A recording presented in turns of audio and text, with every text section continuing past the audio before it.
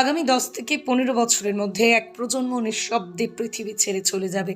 এরা সেই মানুষ যারা সমাজকে ভয় পায়, তাই সমাজটাকেই সুন্দর রাখার চেষ্টা করে, যারা আমাদের শিখিয়েছে কিভাবে মানুষ হতে হয়। এরা একে অপরের খোঁজ খবর নেয়, বিপদে পাশে দাঁড়ায় নিঃস্বার্থভাবে। রাস্তায় দেখা হলে হাসি মুখে জিজ্ঞাসা করে, কেমন আছো? রাত 9টার পর টিভি বন্ধ করে ঘুমিয়ে পড়ে। এখনও দিনে 2-3 বার খবরের কাগজ পড়ে। তাদের কাছে সংবাদপত্র শুধু তথ্যের উৎস নয়, একটা অভ্যাস, একটা গন্ধ মাখার সকাল। এই প্রজন্ম আস্তে আস্তে আমাদের ছেড়ে চলে যাচ্ছে। আর মাত্র কয়েক বছরের মধ্যে চিরতরে বিলুপ্ত হয়ে যাবে এরা। সাথে করে নিয়ে যাবে এক টুকরো সময়, একটা সংস্কৃতি, একটা জীবনবোধ। হয়তো তখন আমরা বুঝবো কি হারিয়ে গেল।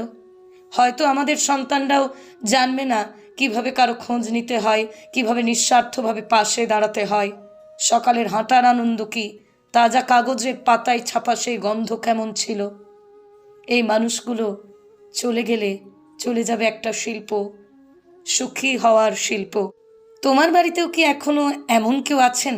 তাহলে এখন থেকেই তাদের যত্ন নাও, ভালোবাসো। যতদিন তারা পাশে আছেন, দরকার হলে তাদের মতো হতে শেখো। কারণ তাদের পদাঙ্কেই লুকিয়ে আছে একটা সত্যিকারের সুন্দর জীবনের পাঠ।